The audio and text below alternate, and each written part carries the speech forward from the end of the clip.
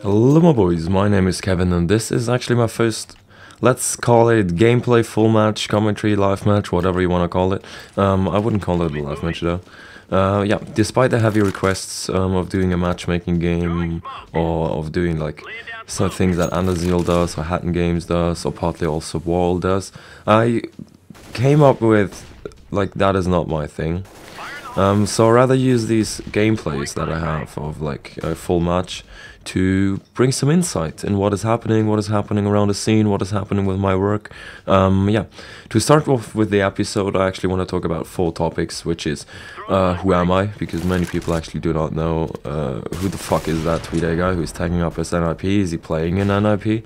Or what is actually his job? What does he do? As well as, yeah, I'm going to give a short insight into my work, especially the DreamHack Winter 2013 movie. Yeah, it's basically always kind of the same process of doing these videos, like the full-length Counter-Strike Global Offensive Frag movies. Then I want to talk about DreamHack Winter, just talking about it, how it was, how it went, kind of a, how you want to call it, voice blog, if you want to, yeah, video log, without my face, without that shit, so you actually have something good to watch. And yeah. The whole gameplay this time is actually played on Contra, which is a Counter-Strike source map. It was implemented in CSGO. It's not an official map pool, but like, I like to play these maps sometimes. We're a group of 10 mix, like internal mix. That means you're getting 9 buddies with yourself, so you're 10. And yeah, just go on the server, then pick teams, or randomly scramble it, or you're getting 2 team captains who vote who's on their team. Obviously it comes down to, yeah, they're picking the first one, like just in school, you're standing there, you have the basketball team or the volleyball team or the soccer team, and you're just choosing members of your team and then go for a fun game. That's basically all about it, about this game. It's Contra, and as you may see in the video, I'm actually the AWP. I'm always AWPing, and despite I'm playing in-game with a 4:3 resolution, which is 1024 to 768, 4:3 stretched on a 22 monitor. And yeah, the only things in this video that has changed is the resolution to 720p as well as the graphics put on high. I usually play with low graphics, only anti-aliasing on 4. And yeah. The crosshair is the same, and everything else should be the same. If you have any requests on what I should change in the settings for these videos, I'm probably going to do more if you like this. I actually have another gameplay on the Tuscan, which isn't really released, but many of you should know Tuscan. And yeah. Let's just start off by talking about who the fuck is Tweeday. Who am I? Like, many people wonder, are you playing in NiP? Why do you tag up as NiP? To answer that question, I'm actually going to go back a bit. I've been working with, yeah, actually I've been working on Counter-Strike source movies since 2009. And yeah, I just saw Surreal Series by who was it, Leppy, as well as the Kodiak movies, and I just thought to myself, hey man, you could probably do that, why not just give it a shot? Then I gave it a shot, and yeah, it started off with people saying like, hey, that's kind of cool, but you could do that, you could do this. I'm like, the way I am is that I'm basically the kind of guy who sits down and I'm just doing it. I just want to do it, and if somebody says, hey, you're shit at this, I'm actually going to sit down and prove him wrong. So yeah, that went from there. Then my first breakthrough movie was Thazable. You can basically call it a breakthrough movie. That was the first movie that went viral, that people actually really enjoyed watching. It had like 100k views, so I had to take it down, unfortunately, because of the copyright shit when I got a YouTube partner, but I re-uploaded it. And on my old channel, which is Tweeday with 2Y, it actually has still 68k, so that's pretty neat. And from that, I went on doing like a few more videos, the video for the German player Kai and Tugux. People should maybe remember it, you can find it on my channel. And that was like the first. Tugux was pretty much the first pro gaming movie I've done. After the Kai movie, no, it was end of 2011, where I actually was recruited by MTW. It just started off with like, yeah, me tagging up as MTW, doing videos for them, yeah, that was basically it. Then after quite some time, it was Copenhagen Games 2012, where I was like, yo, can you send me to Copenhagen Games? And yeah, they did it. So I created MTW International at Copenhagen Games 2012, which was Hutch-G, Nuki, Weber, Cajun B, and Wolzer. We finished 4th at the tournament, no, 6th. Yeah, 5th to 6th, so if I'm not mistaken, something like that.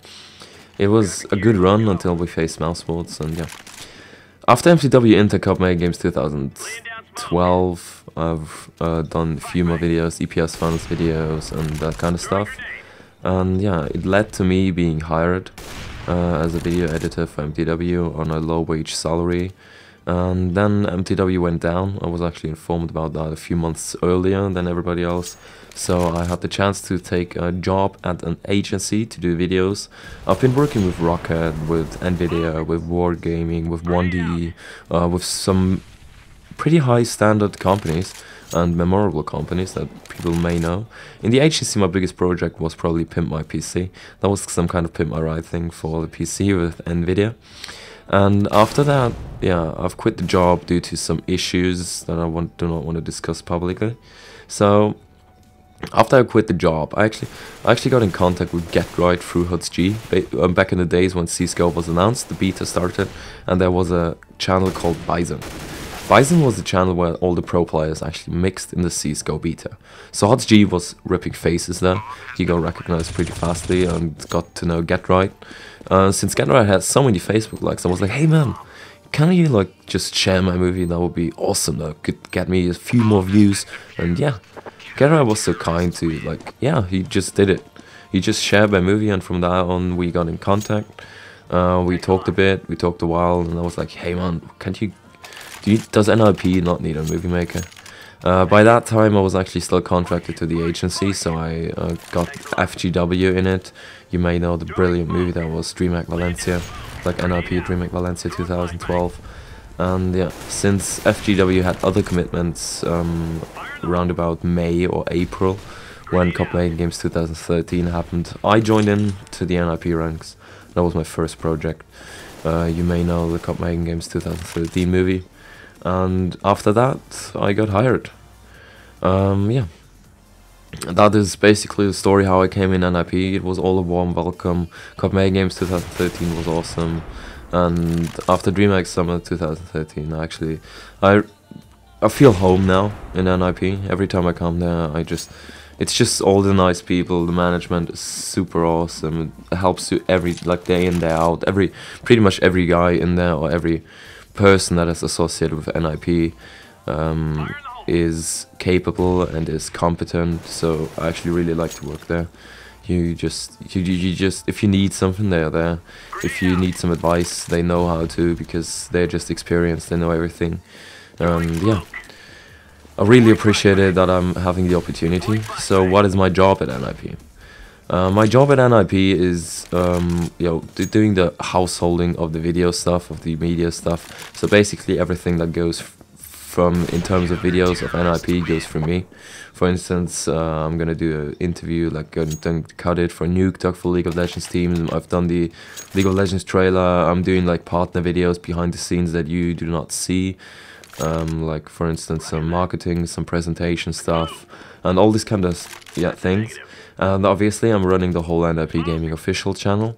That means that I'm doing like inside the game videos, doing all the highlight videos. I'm trying to cover 100% of what they actually do. Like I'm covering every game that I actually play, and it's fun. I can't deny that.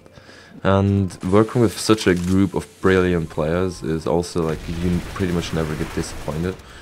You always know you have something to work with. You always know you have high standard stuff to work with, and the guys are actually getting really smooth at doing interviews, being in front of the camera. They know how to behave themselves in front of that.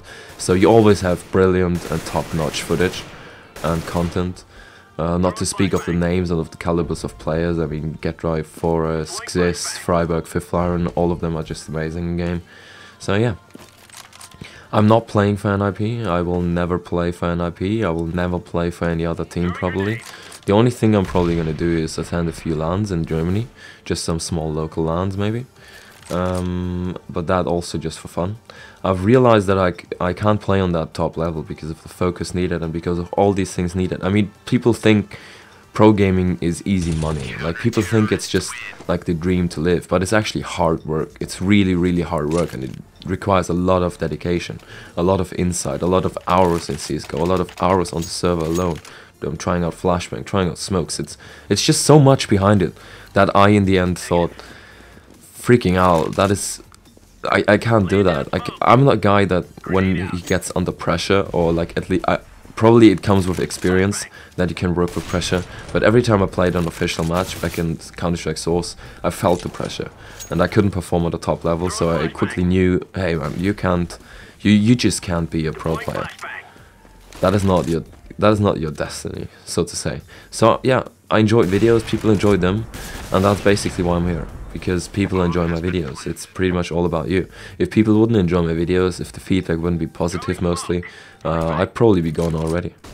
And I'm open to say that because, yeah, I've seen so many people just going off the CS scene in general because not many people have actually like watched it. Not many people watch it on YouTube, and that is why I'm actually stunned where I am right now. I've never thought that CS only would get that big, and I hope it just grows from there. And yeah, the turning point from where it grew and like from why it got so big right now and why everybody's hyped up is DreamHack Winter 2013. What is DreamHack Winter 2013? DreamHack is a huge LAN party where a huge BYC is taking place. Over 2,000 or 4,000 people, I have no idea how much exactly. There's so many booths of partners. It's just a huge event. And yeah, while that is happening, DreamHack is usually running Counter-Strike competitions.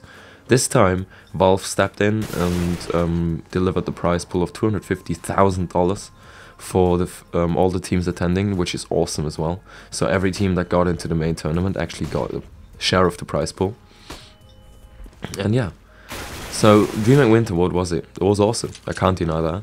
Despite the outcome that we actually lost in the final, which was depressing. Because of the hard work the guys put in, I really felt for them, and I just felt for the whole guys because everybody was so disappointed. I mean, the tournament itself, it was good, and we actually beat very games. So, but like, yeah, many people expect us still to win all the tournaments. So it is understandable that people think we play poorly or we had a poor tournament, and many are disappointed.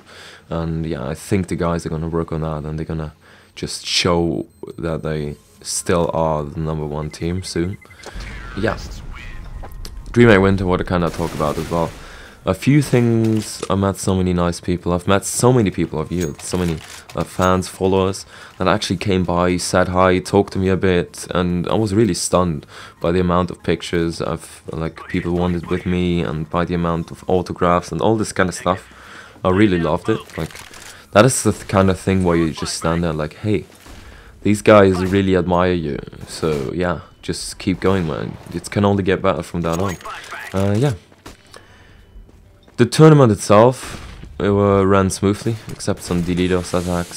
So I'm just talking about the tournament right now, a bit of a blog now. The people there were amazing. Let's just run that down. The only like BSL was kind of a me thing. He actually like, I think he just had the wrong role, as Richard Lewis said in his thing. I actually agree with that. I do think that he has an insight and that he has everything else, but he just seemed unprepared coming to the event. Lurpes was like the same.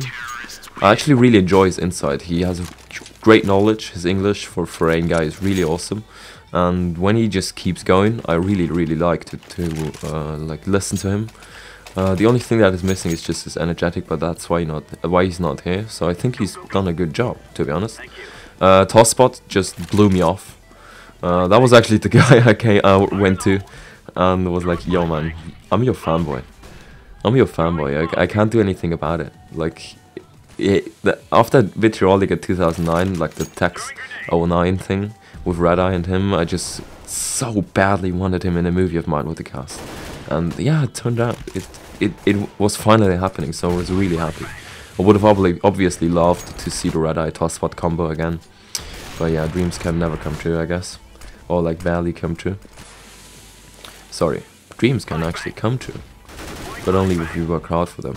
But like, it's unfortunate that Red Eye has to work for the ESL and other events all the time when something else happens. But maybe you're gonna see that duo once again. I would really look forward to it. Semler did a huge job at hosting. I've told it to him in person. Like, when he walked on that stage on DreamHack Winter 2013 and the final and the grand final, he just walked on the stage being like, "Yo boys, this is my stage." He just entertained from the start to the end on the stage as a host. That was awesome, man. I actually really digged him on that stage. As casting, Semler and Anders, they did a good job as well.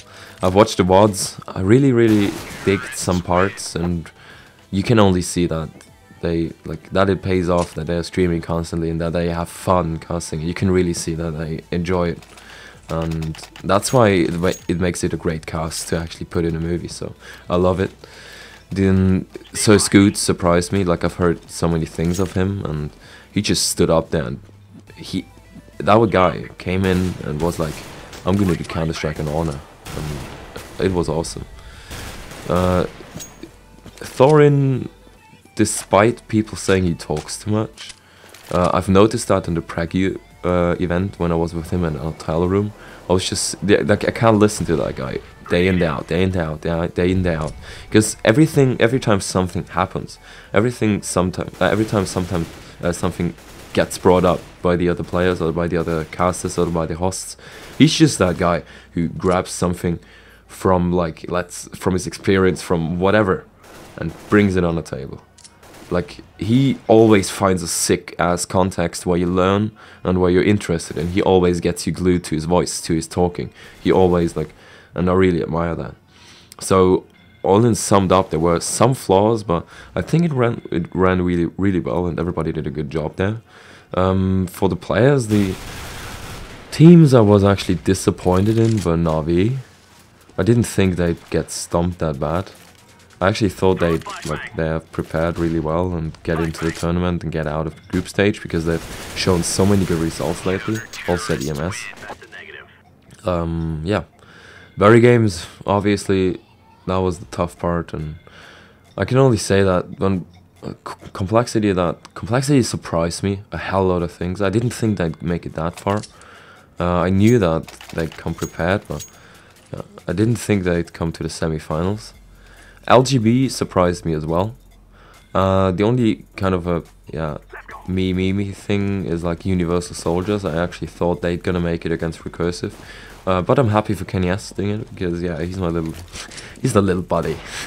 I like him. He's a really cool guy. So yeah, and the tournament itself, it was amazing. I can't even describe the feeling that, for instance, when Maniac started crying after that comeback when they won against Universal Soldiers.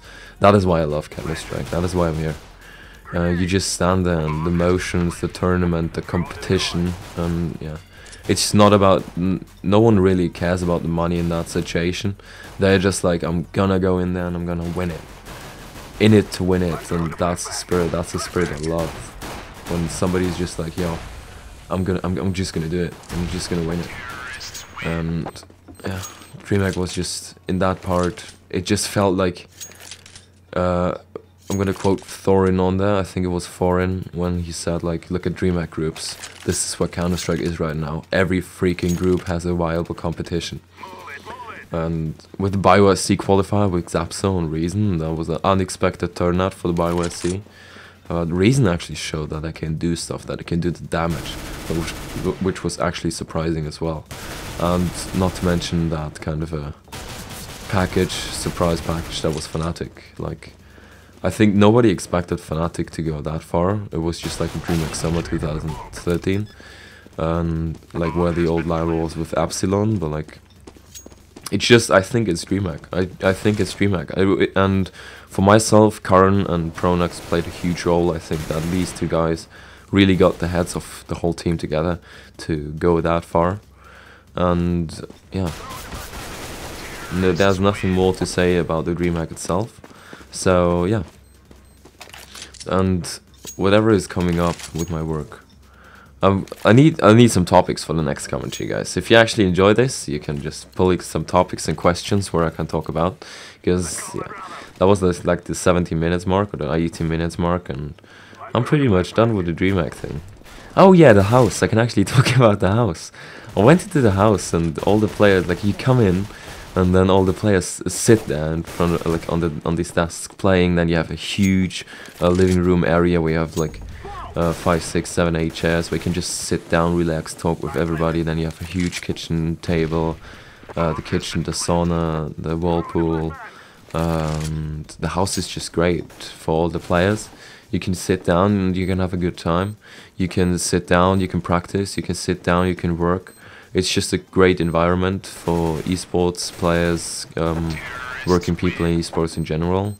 As well as that, like when the Anders came over as well, it was a good talk all the time. So I couldn't really complain about Sweden. Sweden in general was great.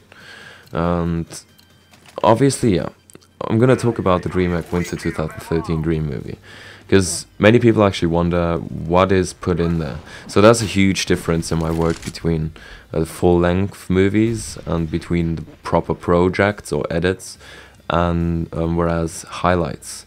So highlights are pretty much obviously easier to do because you do not have to think much. You're just recording it, you're just putting it in, you're editing it a tad, you put color correction on it, you search for the right song, obviously, and you just... what I do in these highlight videos is that I try to get that base quality line, that I have a ground on it where I can build up. That I always, like when people watch my videos, they know, hey, that guy got a good quality, that guy got a decent cut in these highlight videos, and the content is great, so that you have good frags to watch, so that people actually realize, hey, it's worth to go over there and watch his videos once in a while. At least I hope so, that you think it's worth. But it's a huge difference to full-length frag movies. If you just give it a thought, obviously it's the length, but like the difference starts right at the beginning. What I do in full-length movies is I go to an event. I have to set up, I have to get all these stuff working, my glide cam, my tripod, my audio recorder, my external audio recorder, the microphone. I have to test these things. I have to try to get the right settings and all this kind of stuff. Then I'm obviously going on with filming. I'm trying to catch as much as I can of the games. I'm trying to catch as good things as I can. For instance, you have to think about it from a camera guy perspective, is that at the start of the round you always have Get Right and Freiberg, who's the guys that are always screaming. Then behind them you have Heaton. So these three guys always deliver the things. And what I actually witnessed at DreamHack is that Axist, fifth line, that everybody was on point, everybody was screaming, everybody was fired up. So that's going to be a hell lot of a great movie, even though we lost in the final, but like that's going to be huge, and they just deserve it for their work, and I hope it's going to turn out the way I want it. I've recorded so many inside interviews and some pre-statements, post-statements from players, so that I can add a new touch to the movie, that I can actually give you more of an insight, not only in the content, in the frag, in the tournament that went on, but like also in the actual player. What goes through their mind, what do they think in that particular situation, what have they brought up. And despite all these things, I'm actually always stunned to go to events, and just that is what drives me also. If you sit in an event and see these players hardworking, putting the efforts in, and just going nuts, going on fire, doing the stuff they want, and you come home and you're like, dude, they can do this stuff, they are working hard, so you sit the fuck down and just do it. You just sit down and do the movie. It comes down to the patience, because you can't do a movie in one day, but it's paying off. So what I do with these movies when I come home, I have all the footage sorted already on the hard drive. I'm actually doing it at the event, because preparation is a huge part of the deal, that you can actually work out a great movie. Then I'm gonna download the demos, download the VODs, format the VODs, which basically takes up to 2 days or 3 days even, if you download the huge FLV files and transfer them to WMV files. Then you have to rename the VODs, so you have them sorted. Like, again, sorting the footage is the deal to do. And yeah, then if you're done sorting that, you have to tick the demos. You have to, like, for instance, I'm doing it like the number, the player, the action, the tick, and then the score. So you already have it, so you can adjust the shout cost properly, and like tick all the demos, record all the demos with Rhapsody Story once, so you have the sound. And then the tricky part is that you have to record every freaking frag with the inbuilt recorder with 180 FPS is the baseline I'm using, and for the cams I use 500 or 1000, it depends on the slow motion I want to do. Sometimes I record a frag higher than that if I want to do a huge slow motion, but that barely happens because yeah, it's all about the frag. I'd rather have it in 100% speed, kind of synced to the movie than shot slow motion, all this kind of stuff. At the end of the day, it's about the content. When you've done that, the music is the right choice, and the hardest part for me is, where do I begin? Do I begin with a logo? Do I begin with the talk? Do I begin with something else? Do I begin with frags in the intro? Do I begin with cams? Do I begin with texts? And yeah, the concept workout is also a big part of the whole thing. And at the end of the day, you just sit there, and yeah, you have so many things on your mind that you actually have to sort your head first, and then go in and then do it. And yeah, obviously the big movies, they pay off. People love them. I love when I watch them because I'm like, yeah, you have done that, and you've put so much stuff into it, and people appreciate it. I can't really say like more than, yeah, I love it when people actually appreciate my work. That is why I'm here, and you drive me. So I hope you enjoyed this commentary mixed thing, and yeah, see you next time, boys.